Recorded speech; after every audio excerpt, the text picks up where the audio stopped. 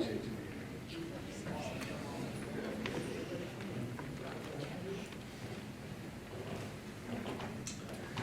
Well, good evening, everyone, and thank you for being here. It's pretty clear that this was not our best day. Far from it. We just witnessed an epic failure in leadership. The House leadership clearly chose to put party politics ahead of the people's business, over the needs of the people of Louisiana. As a result, the budget agreement was not met, and we're now headed into an unnecessary and costly special session where the options before them won't be any different than they were this time.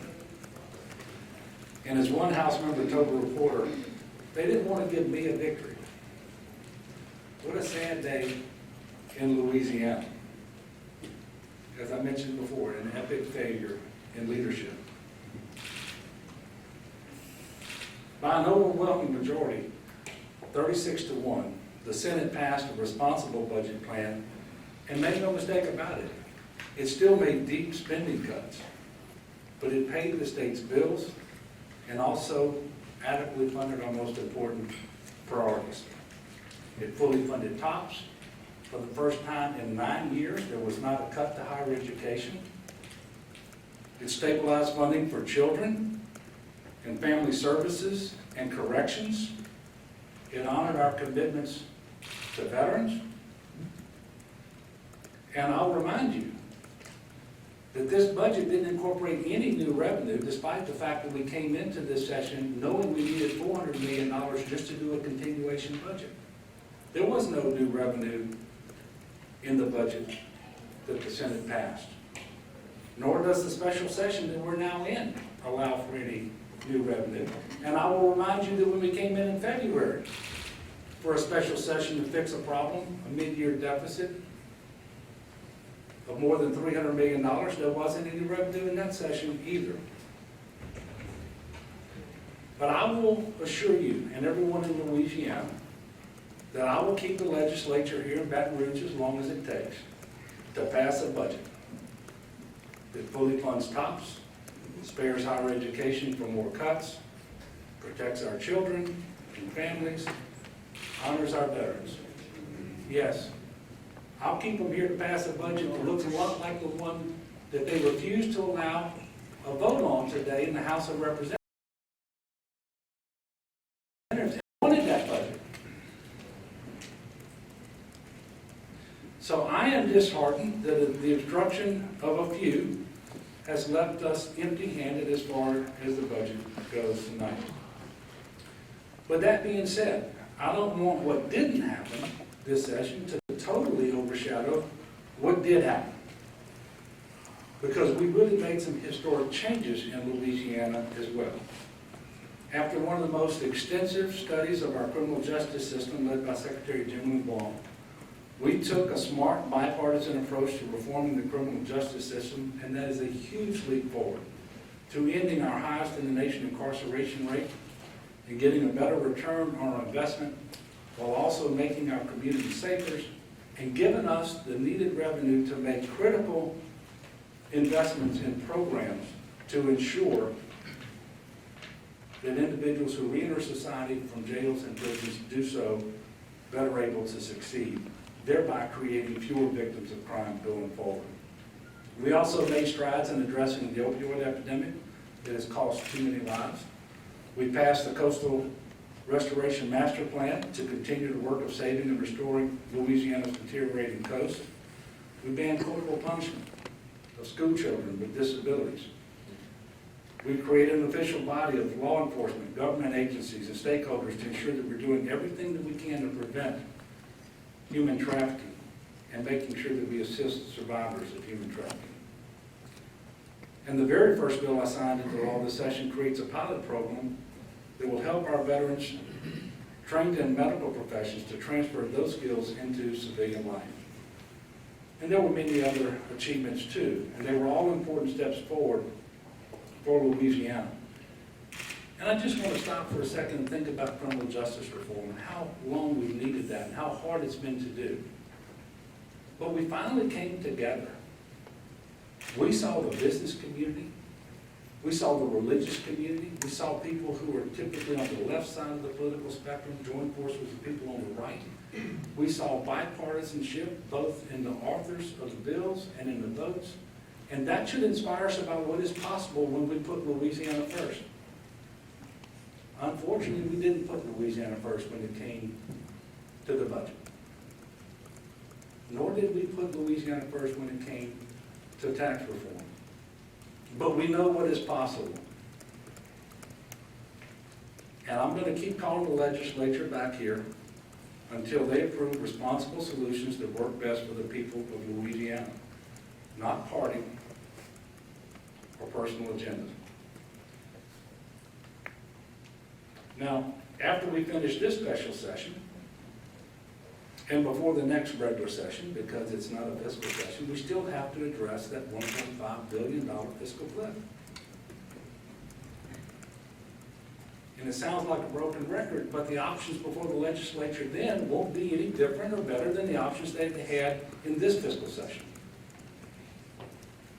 But the reason that special session is going to be required is because House leadership chose not to address a problem that we all knew about.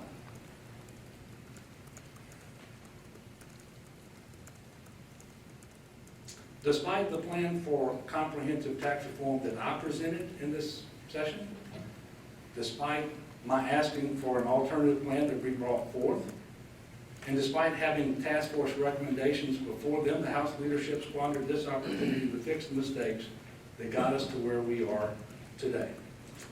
And in fact, in the months leading up to this session, we heard a lot about working groups within the House Republicans that they were drafting to address this fiscal cliff.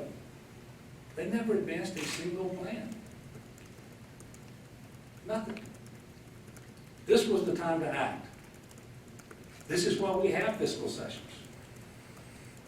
The legislature had every resource at their disposal to fix the problem, including my open door.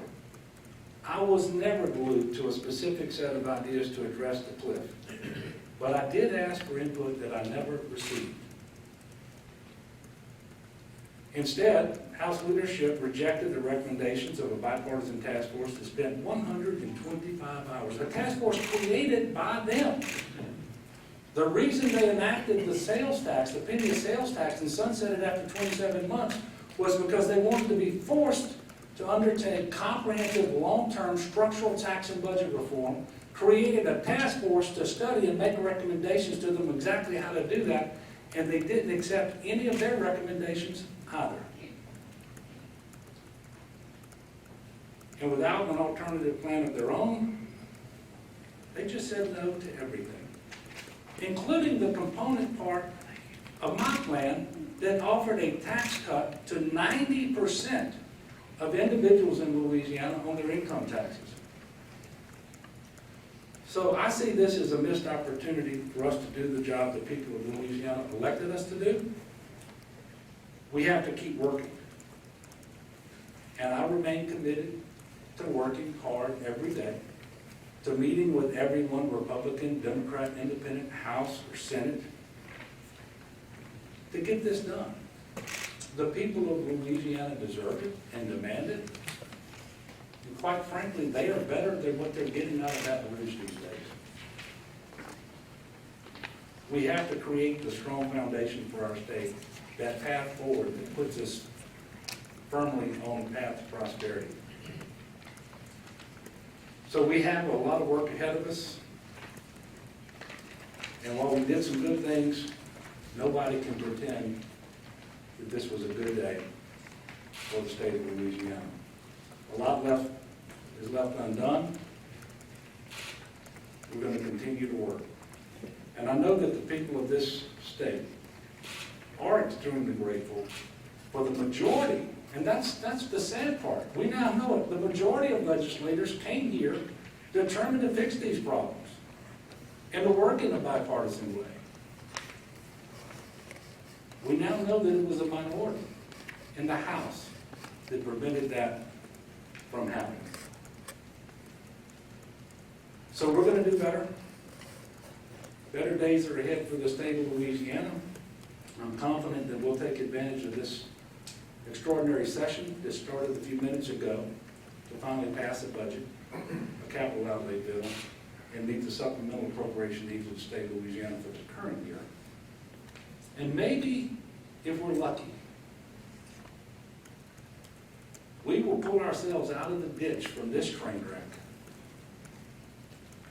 work together, and then create those relationships that we need to make sure that we can do that when we come back to fix the much, much bigger problem that faces our state.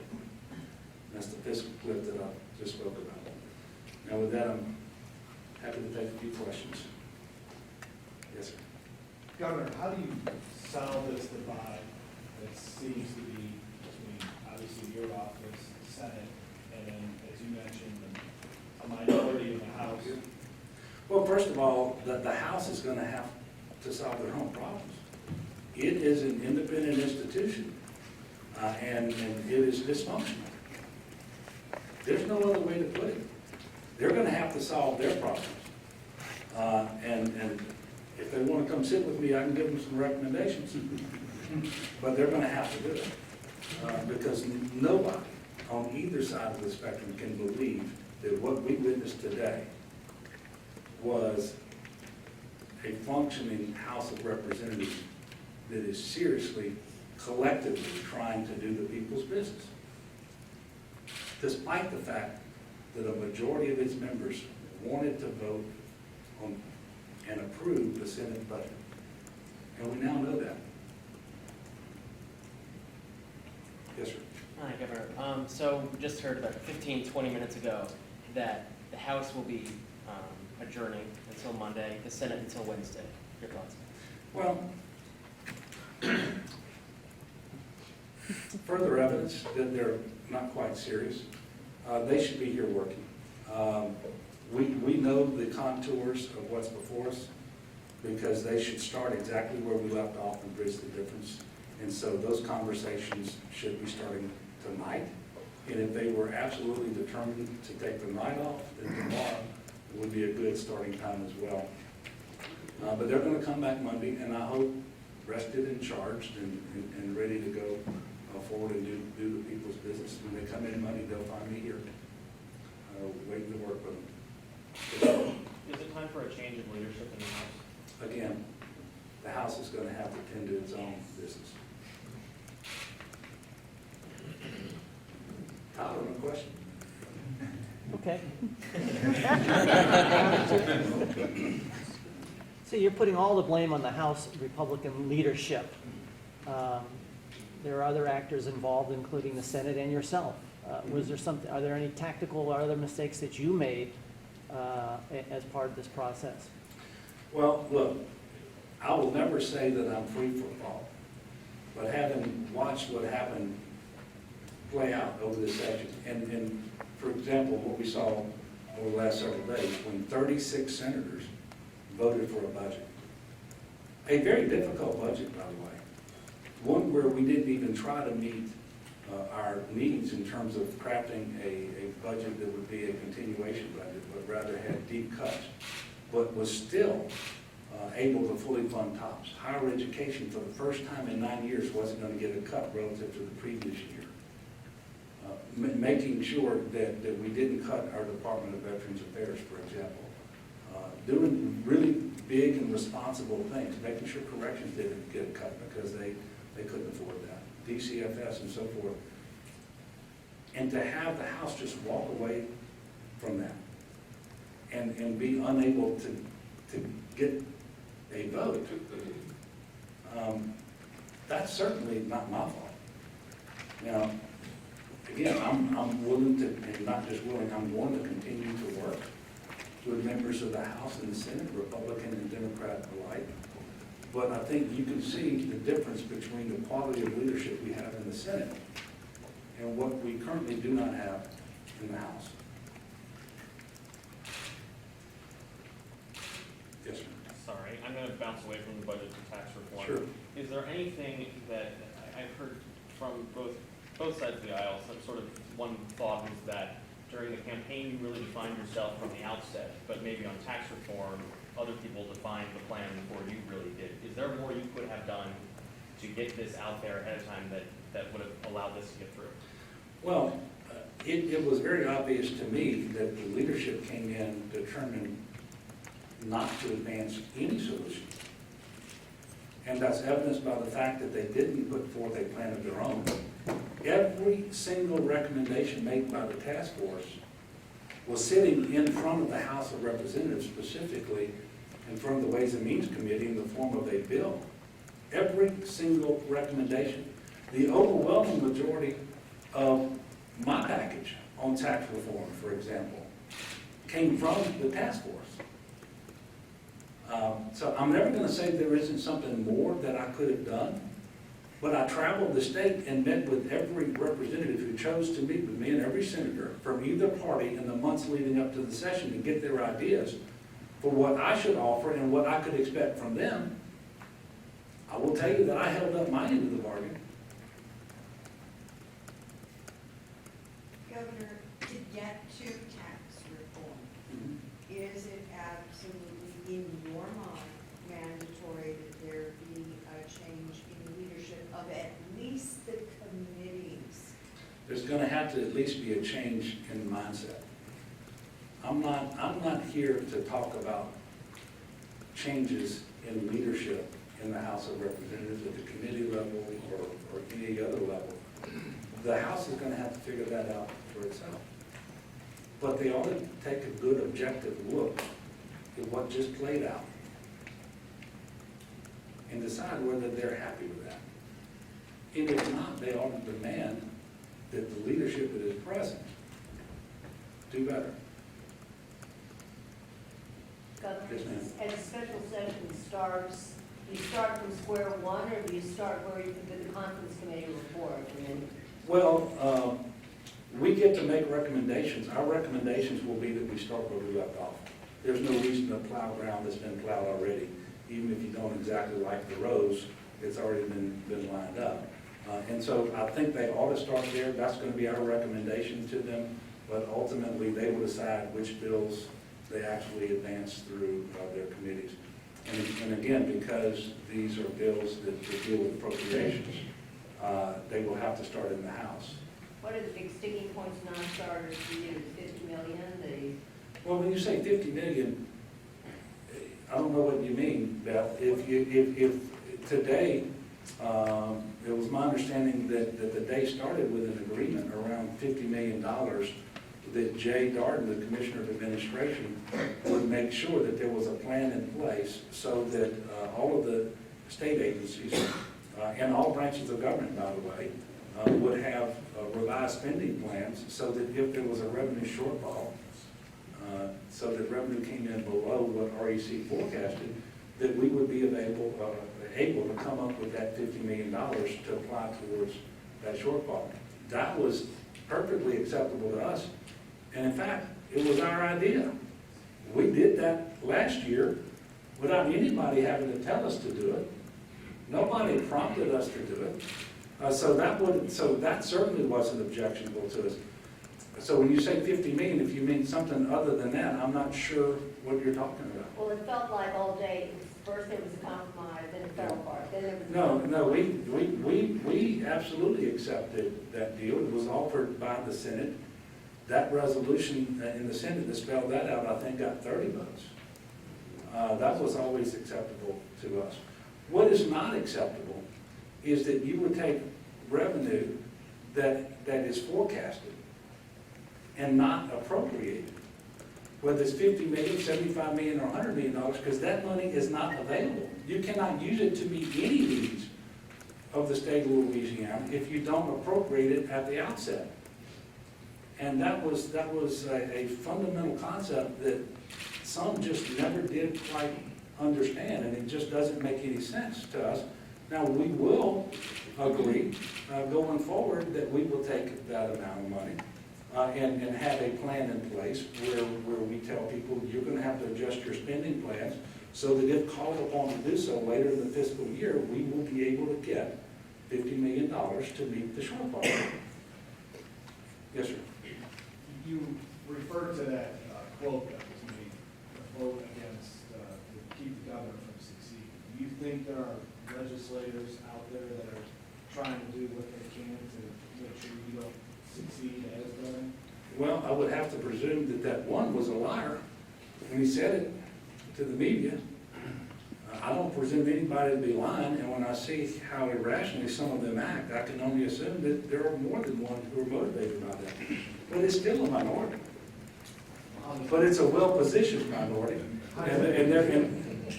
Well, it makes me feel like they ought to grow up. This isn't about me, this is about the people of Louisiana. There were plenty of things that I would have preferred to see in that budget to be different than they were. You know, they still have tremendous cuts to the Department of Health, for example. And we're cutting our partner hospitals again this year on top of what we cut them last year. All of that's in the budget that was there. So, look, I'm a big boy. I'm gonna sleep tonight. They're not hurting my feelings, but they're hurting the people of Louisiana. They just need to grow up. One last question. Governor, clearly there's an impasse here. You think? What responsibility does your office have in terms of trying to bridge that gap? I mean, you've used some languages, pointing fingers as they have used it. I mean, what reassurance or what reason did taxpayers have to believe that anything is going to change in the next special session, for the next special session, and the stakes are even higher? Well, I mean, those are great questions, and I will only tell you that we will continue to meet. We will continue to discuss ideas that are not our own. We will try to find common ground. We will agree with things that we prefer not to do, if it actually moves the state forward overall in a better direction. I've got no problem doing that, and we're going to continue to work in that fashion. But it looks a lot like what we did this time. And it still failed. You know, but we're gonna keep going, and I believe if we ever get to a point where a majority of the House of Representatives will determine what the House of Representatives does, we're gonna be in good shape. And after all, this is a democracy, that's how it's supposed to work. But I guess my point is, you say that we're going to continue to do these things. Given all of the failures we've seen, is there a point where your office needs to maybe re-examine its strategy? Well, we're always looking at things that we can do different and better. But it's also time for the people of Louisiana to call their legislators and tell them to get their act together. Thank you.